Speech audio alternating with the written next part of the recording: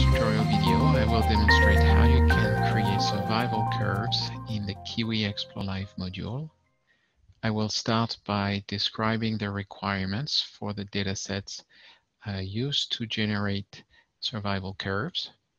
I will then illustrate the use of basic settings provided by the interface, starting with the selection of the data source. I will also illustrate the selection of the variables, defining the survival model. I will also demonstrate the use of more advanced settings, such as the selection of options for your survival estimator. I will also show how to display extra information below the survival curves.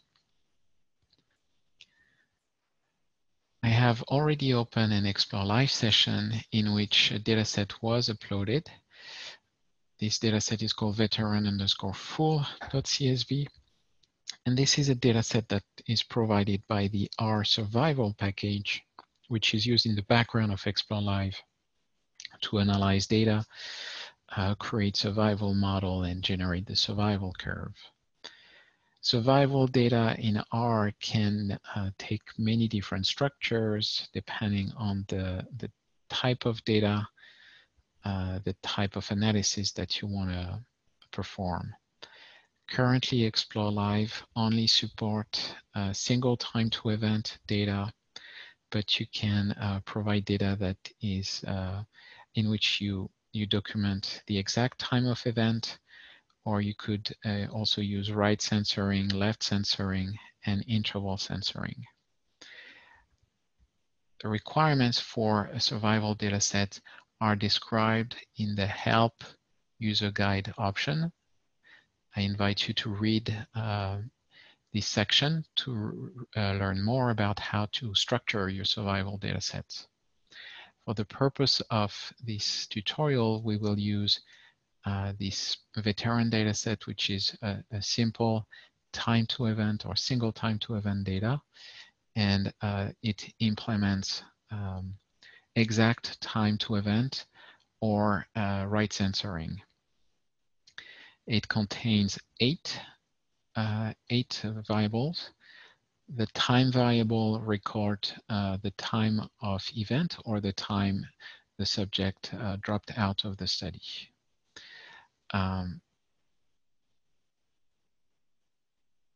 Status is the variable that will record either an event with a 1 or a 0 for right censoring. The other variables are covariables that could be used for building a survival model. If you were to use left censoring or interval censoring, you would need two time variables, one for the start of the interval and one for the end of the interval. The combination of those two variables would fully define whether you have an event or left censoring, right censoring happening, and you would not need a status variable. So to use this data set and perform and create survival curves, you need to click on the Analysis menu and click on the Survival option. The interface of the survival model opens, and it contains a fairly large plot panel where the survival plot will be displayed once you have selected a data set and the variables of your survival model. To select the data, you need to go in the data panel and click on the first field. This drop-down will list all the data sets that you would have imported in ExploreLive, as well as any modified data set created in the data folder. If you have merged or pooled two data sets together, the pooled data will be displayed also in this list. Here I have only one option, so I will select the veteran full dataset.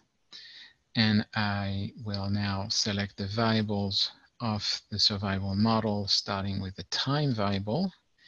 In this dataset, this is time. And the event variable is called status. It takes a little bit of time to create the survival plot, which is displayed in the plot panel. Your survival estimate is shown with the solid line. The little notches or bars indicate the right censoring event. The dashed line delimit a confidence interval around the estimated survival. You can control the range of this confidence interval in the advanced settings panel. The median survival is shown with this horizontal dashed line, which connect to this vertical dashed line. So the median survival in this case is about 60 hours, I guess. Below the plot, you can see a little panel showing the number of subjects or patients, depending on your data, which are still at risk at various time points. The numbers are provided at the tick marks or the major tick marks of your plot. There are various things that you can control about the design of this survival plot.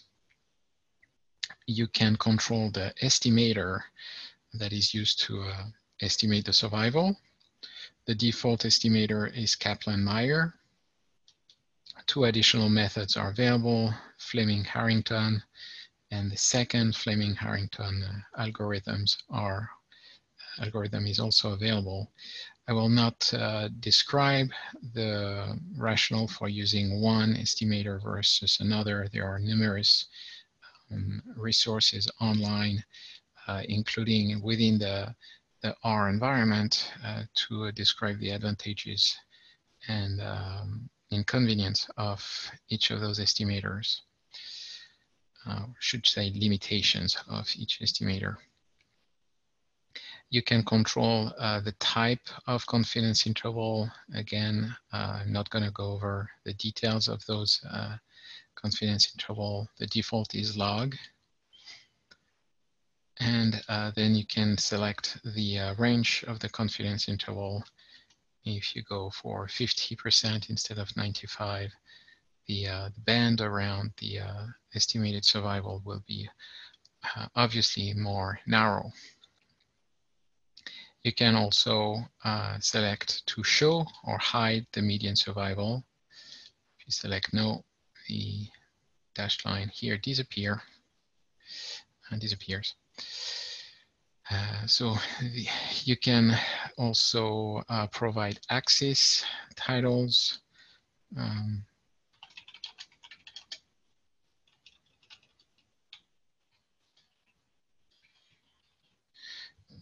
Custom x-axis.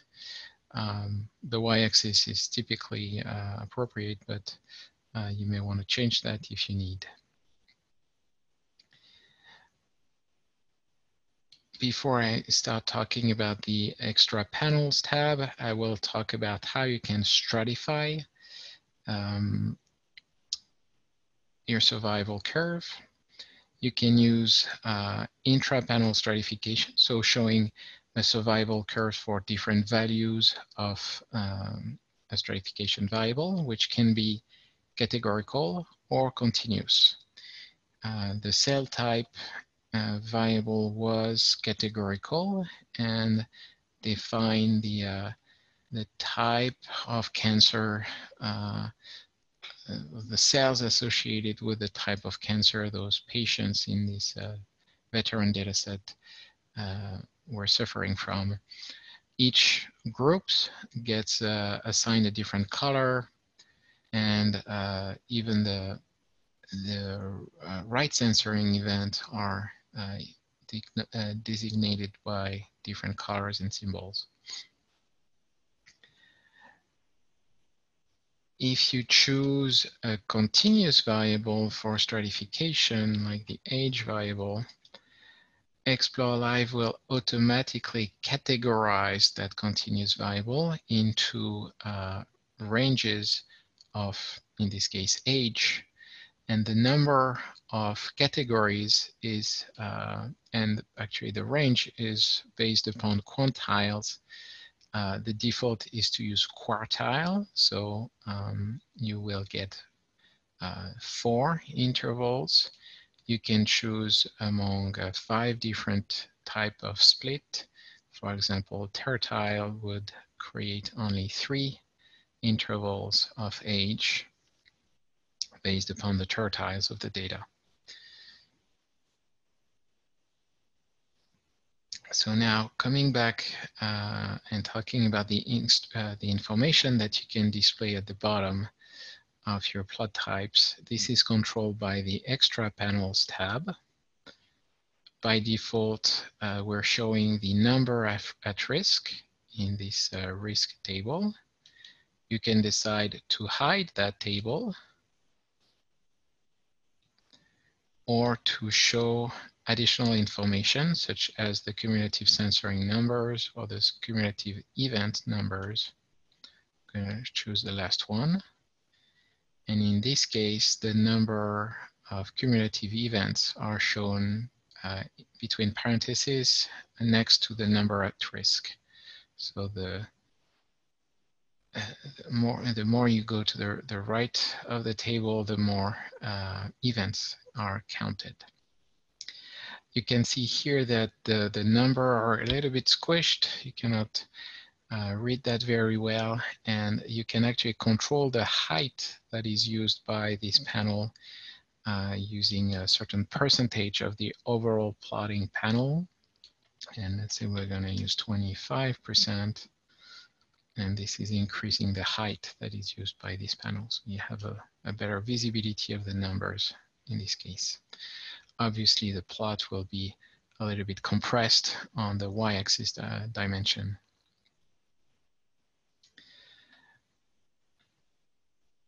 You can also show another table. It's actually not a table, it's more a panel showing the when censoring event happen, and colors that are consistent with your stratification are also used in this bottom panel. So this and this censoring line here, or censoring event, correspond to this censoring event here. So you can show or hide this panel. By default, it is hidden. One thing that I forgot to mention is when you're using stratification, ExploreLive will automatically run a statistical test, and the p-value will be reported. So something with the p-value of below 0.05, or depending on your threshold of significance.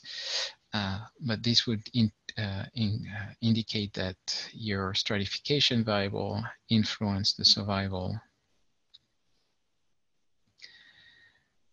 You can control also some element, some graphical settings. The darkness slider control the color of the background. The lower the value, the lighter the shade of the background color. If you go for a high number, this would use a pretty dark background. Graphical theme is a field that controls the colors and the design of the confidence interval.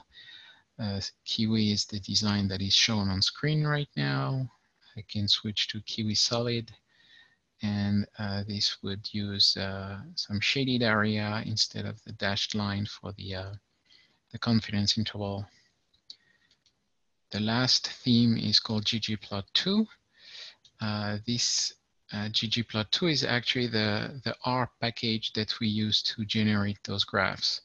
It has a default color scheme that is reflected here. Some people familiar with the ggplot2 package likes to use this color scheme. the transparency field control, how transparent the confidence interval areas are. 0.5 is the default. If you go to 0.25, this would create more transparent shaded areas. If you go something that is a little bit higher, we'll lose some transparency and get to more opaque blocks of colors. The survival module offers some additional features, such as the implementation of data subset. This feature is strictly similar to what was described in a separate tutorial video on data subset. I invite you to watch that tutorial to learn how you can use those fields to subset the data based upon your selected data. An additional piece of functionality available in the survival module is the ability to download the image created in the or reported in the plot panel. This is also a functionality described in a separate tutorial video. Again, I invite you to watch that video to learn how you can customize the dimension and the settings of your exported picture. These conclude the presentation of the survival module of ExploreLive. If you have questions, we invite you to read the user manual or read the help section relative to the dataset requirements. You can also send us questions at KIWI support@cognigencorp.com. Thank you very much.